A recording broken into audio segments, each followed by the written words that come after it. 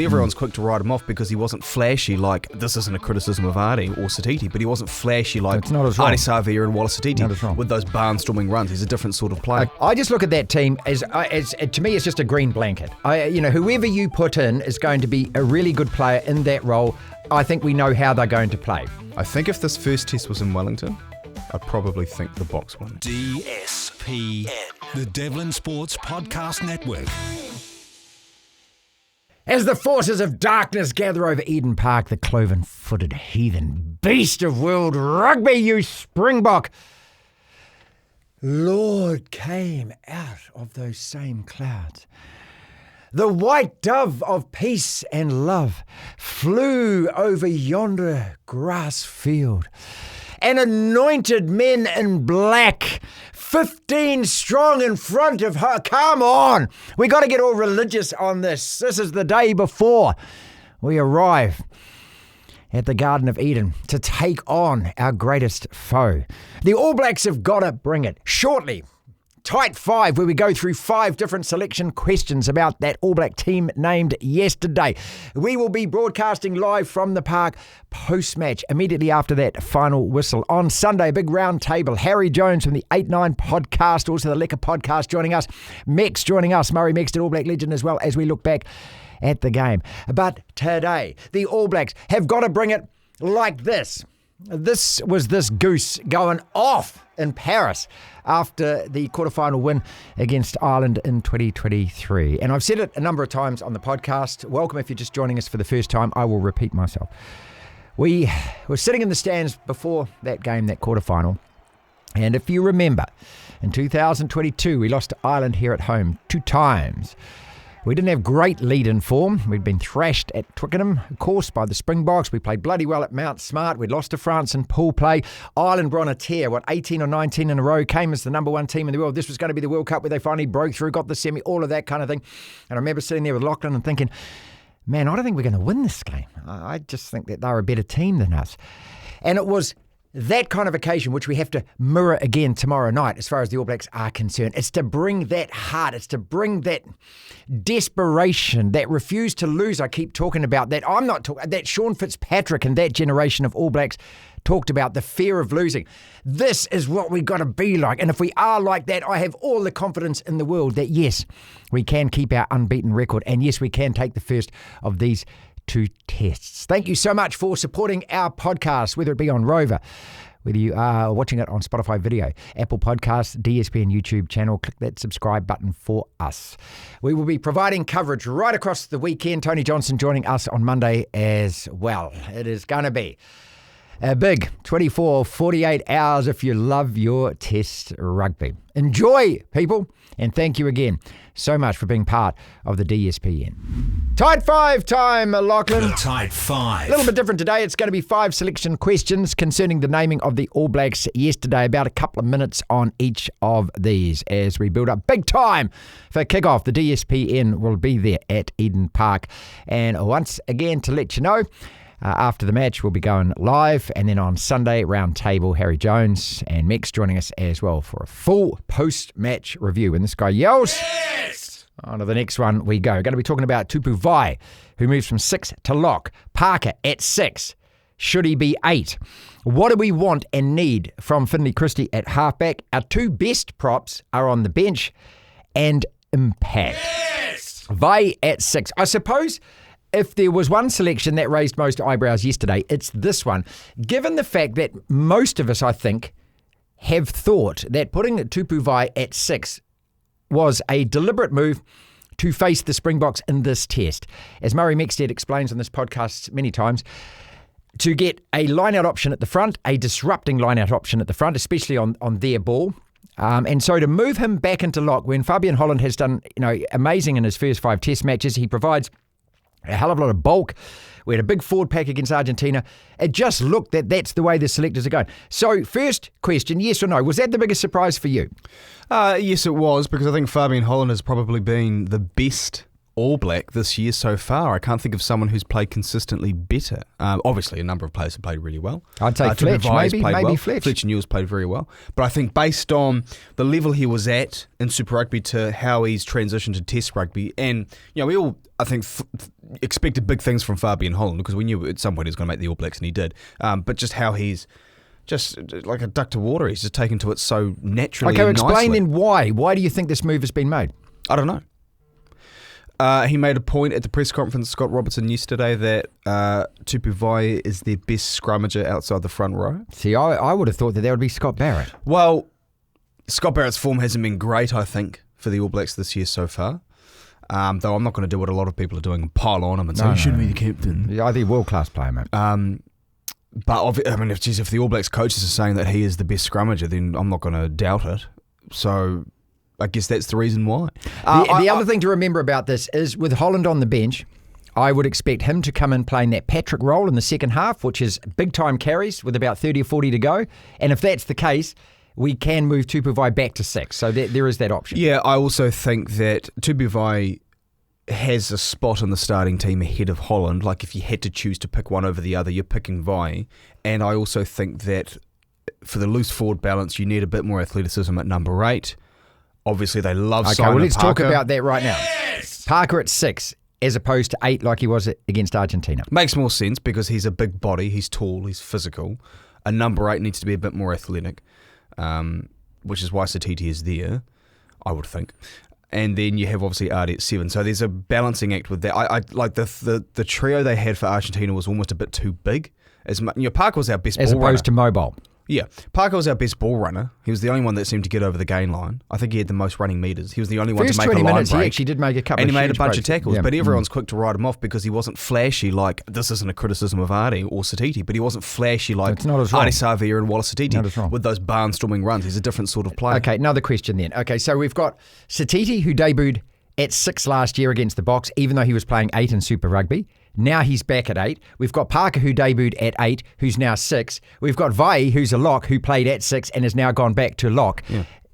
This is either a brilliant master plan or it ties into what Racer said he wanted last year when he got the job. He had an interview before, I don't know if it was right before the first test against England or it was at the very start of the year, but he said he did a segment with a competing media company on another radio station where a listener called in and asked him a question and said, what's your goal or what do you want to do as the All Black coach? What's the ultimate goal? And he made a point of saying, I want to create depth and flexibility with the team. I want to have a team where I can get players and plug them anywhere in the starting 15. Well, that's okay, but there are also specialist positions on a rugby field. But this ties into that. Obviously, they are hell-bent on having versatility all across the park. I don't know why. I don't think that's imperative to a World Cup win. To be fair to him, I think what he's doing is he's looking at his game plan and looking, okay, if this goes wrong, we need to change here. If this happens, we need to change here, which is why Karifi's also on the bench. So if we're not getting quick enough ball from the breakdown, if we're not getting turnover ball, you've got him to bring on and you can reshuffle. So I can understand that, but there is a danger here of going, okay, I'm getting too many guys covering too many positions who aren't actually the best at that position. Yeah. That's the anti-argument. And a lot of that was done under Graham Henry. I mean, I remember there was a few tests where he was playing Rodney Soyalo open side, even though he was more of a number 8. For a long time, he was playing, obviously, this ended up working out, but Corey James was playing on the wing, as was Richard Kahui, even though they played different positions. I know that when Steve Hansen was the coach, Israel Dagg was playing more on the wing, at least in the latter part of Dagg's international career, even though he's a fullback. Ben Smith was Will Jordan. So it's something that's been done for years. Yeah, right. I just don't, have we seen it this much in the forward pack? No, that's the thing, we haven't. So, here's your experiment. Finlay Christie, what do you want from him? Mistake-free, quick to the breakdown, good box kicking, accurate, allow it to be contestable for your own players, and obviously then you're relying on your wings to actually catch the damn ball, and just don't make any mistakes. That's it. To me, also be aware of the ruck and the surrounding areas and those Springbok forwards just nipping and going at you because they're going to pressure you around the ruck. Well, they also, as gaps appear, I want him to be able to take one. He only needs to take 1 or 2 if it's on. So I don't even take the gap. I just think supply your backs. Give it to your forward supply. He's not Roygaard. He can't take on defenders. You've got to remember, he's our 4th string selection, and it is accuracy and error-free rugby. Yeah. That's what I want from him. And then I expect Preston to come on, maybe after about 50 minutes, 55 minutes, something like that. And Preston's got an absolutely brilliant kicking game. So yeah, Christie's a great just kicking game. He's more of an athlete. And also, if we're not contesting box kicks, kick the damn thing out. Get it down their end, and at least let's contest the line out. Yes! Our two best props coming off the bench. I understand this as well because, I thought that Tupou would start in that second test against Argentina, but it showed even when he came on that he was short of the lung power and the gallop, right? And so Lomax hasn't played. I mean, these two, to me, are first-choice players, but Lomax hasn't played as well for a number of weeks. And with De Groot and Fletch playing bloody well, especially Newell, who's just been outstanding, right? I can understand why they've done this. Lomax and Tupou will both play, but they're coming off the bench. And again, I expect it at 50 minutes, 55 minutes, something like that. Yeah, agreed. And there's almost a bomb squad feeling to it that you're bringing your two best props off the bench at. Now, granted, the conditioning's not quite there. And also, like, I'm not the most well-versed with South African rugby, but their bench props look a little bit green compared to the ones that are starting. So maybe we'll have an edge in the front row department, say around the 50 to 60 minute mark. But it also makes sense because of the form, as you say, of the two and the conditioning. You don't want to take on a uber physical Springbok team with props that have barely played not just All Black or Test rugby, they've barely played rugby this year. Tupou, I think, got injured, was it in the end of the regular season for Super Rugby? He's been out for a while. He played the final, remember? He played on an injury in that final and then he came back after that. The other thing, but not much rugby just quickly before we go on to the last one about the Springboks, we could go through name by name by name. I just look at that team as to me, it's just a green blanket. Whoever you put in is going to be a really good player in that role. I think we know how they're going to play. You can interchange some names with the Springboks, but you've got Handré Pollard there, which is the only name that I really think that we need to acknowledge, which is the play revolves around that guy. He is the guy that controls the tempo. He is going to dictate where they play the game. And he's also capable of kicking anything inside 50 metres, okay, or even just outside 50 metres. And so what he also means is that the All Blacks have got to be completely disciplined, not just about yellow cards, but not giving him anything to kick. The last thing we want to do is be 9-0 down after 28 minutes or something like that because we've given him... Well, that's what happened in the World Cup final. There you go. Again, how many kicks did he have in Paris? 4. How many did he get? 4. He got 4. I think it was a similar thing in the semi-final.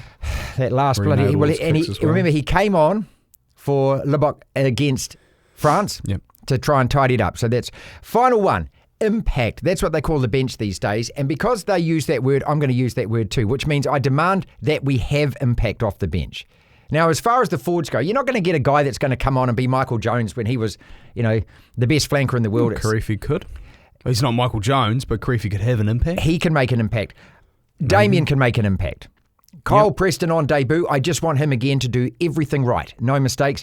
But I worry, and Quinn Tupou is a great player, and so is Anton Leonard-Brown. But in that role, do you want somebody that can come on and do something as opposed to just be a good player, actually elevate? And that's, I look at Leicester, Whainganuku, and think he's a player that could perhaps create something for us. I don't know whether or not I'm looking at Tupou in the same way. I think he's, certainly worthy of his place, but does he define impact? That's the question I'm asking. Probably not in the same way that Leicester does, or say a Leroy Carter. There you go. Yeah, well, I guess there's a world in which playing the Springboks that it's, say, the 65-minute mark, or maybe the 60-minute mark, and they are up 12-7, 15-7. Kicks. They've kicked their penalties. Maybe they've snuck a try. We've managed to get something, but possession-wise, they've had, maybe it's a bit even, but territory, they just, camped in our half. We can't get anything going. Set pieces, we don't have an edge. Our forwards are really struggling to match up physically, and we need someone to break the game open. A Leicester or a Leroy Carter could do that. Well, Jordan obviously can do that. I think Marty Narawa has the potential to do that. But you want fresh legs to be able to do that when you find yourself... Now, I'm not saying that's what's going to happen. I'm not acting like I've got a crystal ball, but I think that's a very logical scenario when you're playing the Springboks, that you're just getting out-muscled and you need to find something in your bag of tricks that you have and they don't, which what's one thing that we have that a lot of other nations don't? It's the expansive, exciting backline play. Yeah. You've got to find someone who can do that, and Leicester is probably the best option now. Agreed. At the same time, he's been out of Test rugby for a long time. He hasn't even played Super Rugby, but he was playing in the top 14. So I mean, that's he wouldn't be in the squad if he wasn't good enough to play. So I just, I'll actually acknowledge that I was wrong with that one just then. But I fear that we don't have that X factor, and I'm worried that what's the answer if we find ourselves in a position where we can't get any control in the test? What we think we're all of a sudden going to overpower their forwards. Is a tired Will Jordan, or say Will Jordan with less fresh legs, is he going to be able to break the game open? I don't know. Just don't kick the damn ball away. I mean, let's just not do that this test. No aimless kicking in this test, please. No, just at least kick it out and contest a line out. I mean, Mackenzie can. Mackenzie can. A good scenario would be if Will Jordan went to the wing, say, maybe he goes to the left wing, we bring off Rico, who I don't imagine Rico's going to impact this game the same way that Narawa could, for example, but that's just my opinion. And then you have Buddy Barrett maybe move to fullback, or Mackenzie go to fullback, something like that. That could help, but I'm fearful of that scenario where we are chasing the game and physically we can't overpower them. What's our answer in the backline? All right, let's call it now, and we will revisit this particular little snippet on Monday. Who wins? I think the All Blacks win, and I've thought that for a little while. I'm less confident now that we're down to our fourth string halfback, and I don't think the backs on the bench have the impact, but I still think we win. I'm going to say it's like 20 points to 16. Yeah, I can't see either team scoring 30 points in this game. No. So unless we do what we did at Mount Smart a couple of years ago and we just blitz them in the first 15, 20 minutes. I think that's going to be the tactic, absolutely sure of it. I think the All Blacks win, but I always think the All Blacks are going to win, and I think it's going to be tight. I think it's going to be within 3 or 4 points. I think it's going to be an absolute nail-biter, but I think we nick it. I think if this first test was in Wellington, I'd probably think the Boks win. I think the Eden Park factor brings us home. DSPN.